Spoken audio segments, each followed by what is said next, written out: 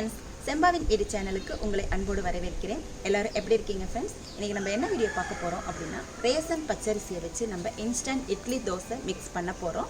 இதை நம்ம செஞ்சு வச்சுக்கிட்டோம் அப்படின்னா, நம்மளுக்கு திடீர்னு இட்லி சுடணும், திடீர்னு விருந்தாளிங்க வந்துட்டாங்கன்னா நம்ம டக்குன்னு எடுத்து போட்டு இட்லி சுட்டுடலாம். இது நம்ம எப்பயும் ரெகுலராக சுடுற இட்லி மாதிரியே நல்ல சாஃப்டாக ஸ்பான்ஜியாக இருக்கும். வாங்க எப்படி செய்கிறது அப்படிங்கிறத பார்க்கலாம். இன்ஸ்டன்ட் இட்லி தோசை மிக்ஸ் செய்கிறதுக்கு நான் ரேசன் பச்சரிசியை ஒரு தவா எடுத்திருக்கேன். ஒரு பங்கு ரேசன் பச்சரிசி, அதுல நெல்லு கல் இதெல்லாம் இருக்கும், அதெல்லாம் நல்லா பொறுக்கி எடுத்துக்கோங்க.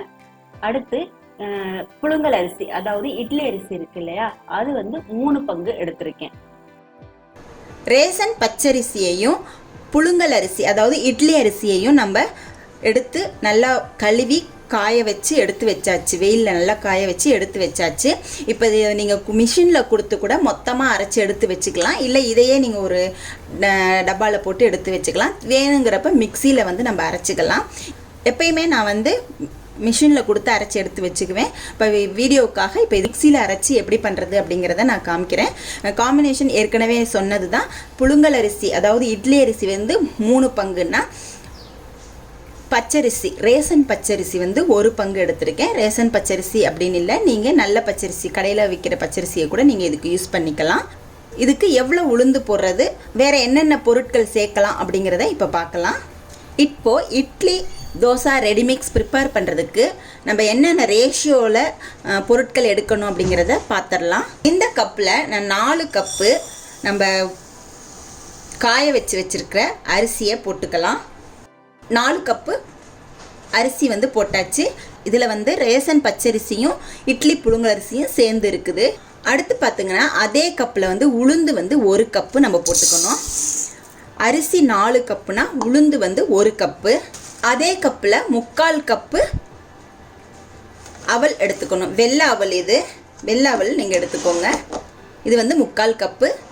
1 கப்பு உளுந்து, 4 கப்பு நம்ம அரிசி எடுத்துருக்கோம். 1 டேபிள் ஸ்பூன் அளவு வெந்தயம். இந்த ரேஷியோவில் தான் நம்ம இப்போ instant idli dosa mix ready பண்ண போகிறோம். ஒரு பேன் எடுத்துக்கோங்க, ஸ்டவ் பற்ற வச்சுக்கோங்க.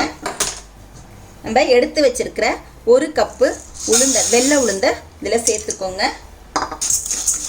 வாசனை வர வரைக்கும் வறுத்துக்கோங்க. இந்த மாதிரி நீங்கள் instant idli dosa mix ready பண்ணி வச்சுக்கிட்டிங்கன்னா உங்களுக்கு ஈஸியாக காலை நேரத்தில் டிஃபன் செஞ்சிடலாம். நம்ம இட்லி மாவு அரைக்க மறந்துட்டோம், டைம் இல்லை, அந்த மாதிரி டைமில் டக்குன்னு இந்த மாவை எடுத்து போட்டு தயிரை ஊற்றி நம்ம இட்லி ரெடி பண்ணிடலாம். உங்களுக்கு தயிர் ஊற்றுறதுனால உங்களுக்கு மாவு புளிச்சிரும். தயிர் ஊற்றிட்டு ஒரு 10 நிமிஷம் கழித்து தான் நம்ம இட்லி ஊற்ற போகிறோம். ஸோ அந்த கொஞ்ச நேரத்துலேயே பார்த்திங்கன்னா தயிர் அந்த மாவை லைட்டாக புளிக்க வச்சிரும். உங்களுக்கு எப்பயும் போல நம்ம ரெகுலராக ஊற்றுற இட்லி மாதிரியே இந்த இட்லி நல்லா சாஃப்டாக இருக்கும். தோசையும் பார்த்தீங்கன்னா நல்லா மொறுமொறுன்னு வரும். உங்களுக்கு தோசை இட்லி ரெண்டையுமே இந்த மிக்ஸில் நான் பண்ணி காமிக்கிறேன். நல்லா வாசனை வர வரைக்கும் நம்ம உளுந்தை வறுத்துக்கலாம். நான் உளுந்தையும் கழுவி எடுத்து நல்லா ஆற வச்சு வெயிலில் ஆற வச்சு தான் நான் எடுத்து யூஸ் பண்ணிக்கிட்டு இருக்கேன். வாசனை வர ஆரம்பிச்சிருச்சு. இப்போ நம்ம எடுத்து வச்சிருக்கிற அவளையும் இதில் சேர்த்துக்கலாம். இது பார்த்தீங்கன்னா ஆஃபீஸ் போயிட்டு வர லேடிஸ்க்கெல்லாம் ரொம்பவே யூஸ்ஃபுல்லாக இருக்கும் இந்த இன்ஸ்டன்ட் ரெடி மிக்ஸு. இப்போ ஸ்டவ்வை ஆஃப் பண்ணிடலாம். இது நல்லா ஆறட்டும். உளுந்து நல்லா ஆறுறதுக்குள்ளார நம்ம இந்த அரிசியை நல்லா நைஸாக மிக்ஸி ஜாரில் போட்டு அரைச்சிக்கலாம். இதை நம்ம ஜலிச்சுக்கலாம். அரிசியை அரைச்சிட்டு ஜலிச்சாச்சு. இப்போ நம்ம ஆற வச்சிருக்கிற உளுந்து அவலை போட்டுக்கலாம். இதில் 1 டேபிள் ஸ்பூனு வெந்தயத்தை சேர்த்துக்கலாம். இதையும் நைஸாக பவுடர் பண்ணிக்கலாம். உளுந்தையும் நம்ம ஜலிச்சுக்கலாம்.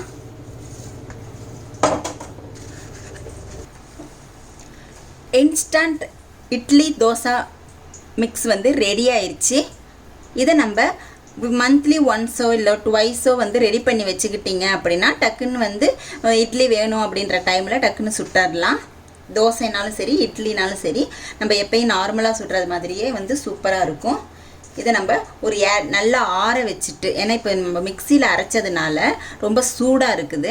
இது நல்லா நம்ம வந்து ஆற வச்சுருங்க.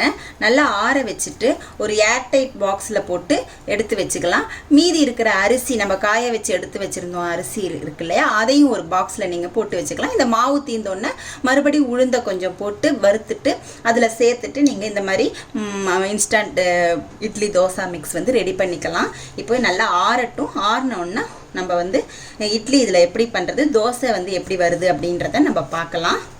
ஏர்டைட் பாக்ஸில் போட்டு நம்ம மூடி வச்சிடலாம். இது வந்து உங்களுக்கு வந்து கெட்டு போகவே போகாது. வேணுங்கிறப்ப நம்ம இட்லியோ தோசையோ இதை போட்டு நம்ம செஞ்சுக்கலாம். இப்போ வாங்க நம்ம எப்படி இட்லியும் தோசையும் செய்கிறது அப்படிங்கிறத பார்க்கலாம். இப்போ நம்ம இந்த கப்பில் வந்து பார்த்திங்கன்னா மாவு வந்து 4 கப்பு போட்டோம். இந்த அளவில் நம்ம போடுறப்ப நம்மளுக்கு வந்து பார்த்திங்கன்னா 50லேருந்து 60 இட்லி வந்து நம்மளுக்கு வரும். நம்ம இப்போ அரைச்சி வச்ச ரெடிமேட் நம்ம இப்போ அரைச்சி வச்ச இன்ஸ்டன்ட் இட்லி தோசை மிக்ஸில் 50லேருந்து 60 இட்லி வந்து சுடலாம். தோசையாக இருந்தால் பார்த்திங்கன்னா 70லேருந்து 80 வரைக்கும் தோசை சுடலாம்.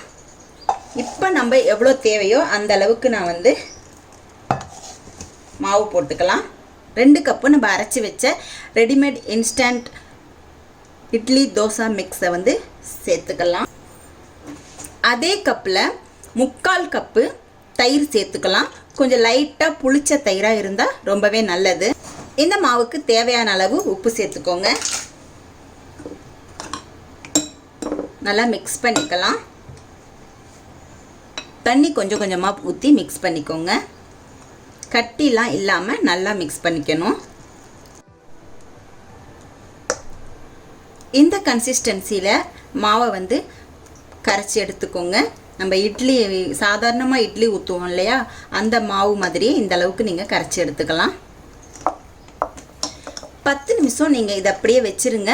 மாவு வந்து கொஞ்சம் செட் ஆகணும். நம்ம இதில் தயிர் ஊற்றிருக்கோம், அதெல்லாம் வந்து நல்லா வந்து செட் ஆகும்போது நம்மளுக்கு வந்து இட்லி வந்து நல்லா சாஃப்டாக இருக்கும்.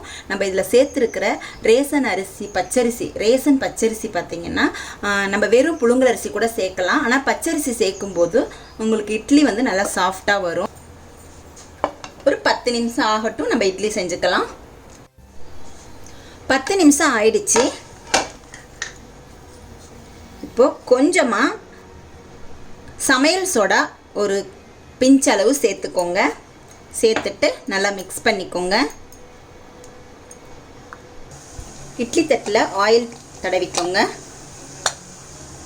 மாவை இதை ஊற்றிக்கலாம். மூடி வச்சுருங்க. யூஷுவலாக இட்லி எத்தனை நிமிஷம் வேகுமோ அந்த அளவுக்கு வெந்தால் போதும். ஒரு 7 நிமிஷம் கழித்து நம்ம பார்க்கலாம். இட்லி வேகிறதுக்குள்ளார நம்ம தோசை ஊற்றிக்கலாம். தோசைக்கு இன்னும் கொஞ்சம் தண்ணி ஊற்றிக்கோங்க. இட்லிக்கு கொஞ்சம் கட்டியாக இருக்கணும், கொஞ்சம் கெட்டியாக இருக்கணும். தோசைக்கு இன்னும் கொஞ்சம் டைல்யூட் பண்ணிக்கலாம். பாருங்கள், இந்த அளவுக்கு நம்ம டைல்யூட் பண்ணிக்கலாம். தோசை மாவு இந்த கன்சிஸ்டன்சியில் இருக்கட்டும். இப்போ கல் நல்லா சூடாயிருச்சு. கொஞ்சமாக ஆயில் ஊற்றிக்கோங்க. தோசை பாருங்கள், நல்லா மொறு மொறுன்னு தோசை ரெடியாக இருக்குது. நம்மளுடைய இன்ஸ்டன்ட் இட்லி தோசை மிக்ஸில் சூப்பரான தோசை ரெடியாக இருக்குது பாருங்கள். 7-8 நிமிஷம் ஆயிடுச்சு. நம்மளுக்கு இட்லியும் நல்லா ரெடி ஆயிடுச்சு. ஸ்டவ்வை நம்ம ஆஃப் பண்ணிடலாம். இந்த மாதிரி இன்ஸ்டன்ட் இட்லி தோசை மிக்ஸை ரெடி பண்ணி நீங்களும் இட்லி செஞ்சு பாருங்கள். சூப்பராக சாஃப்டாக இருக்கும். நான் அதோட இன்ஸ்டன்ட் சட்னி மிக்ஸை வச்சு சட்னி ரெடி பண்ணி சர்வ் பண்ணியிருக்கேன். இந்த சட்னி மிக்ஸ் எப்படி ரெடி பண்ணுறது அப்படிங்கிறத நான் ஏற்கனவே ஒரு வீடியோ போட்டிருக்கேன். நீங்கள் பார்க்கலைன்னா டிஸ்கிரிப்ஷன் பாக்ஸில் லிங்க் கொடுக்குறேன், செக் பண்ணிக்கோங்க. இந்த மாதிரி நீங்களும் செஞ்சு பார்த்துட்டு உங்களுக்கு இட்லி எப்படி இருந்துச்சு, சாஃப்டாக இருந்துச்சா, தோசை எப்படி இருந்துச்சு அப்படிங்கிறத மறக்காமல் எனக்கு கமெண்ட் செக்ஷனில் கமெண்ட் பண்ணுங்கள். இந்த வீடியோ உங்களுக்கு பிடிச்சிருந்துச்சுன்னா, யூஸ்ஃபுல்லாக இருந்துச்சுன்னா உங்கள் ஃப்ரெண்ட்ஸுக்கெல்லாம் ஷேர் பண்ணுங்கள். தேங்க்யூ.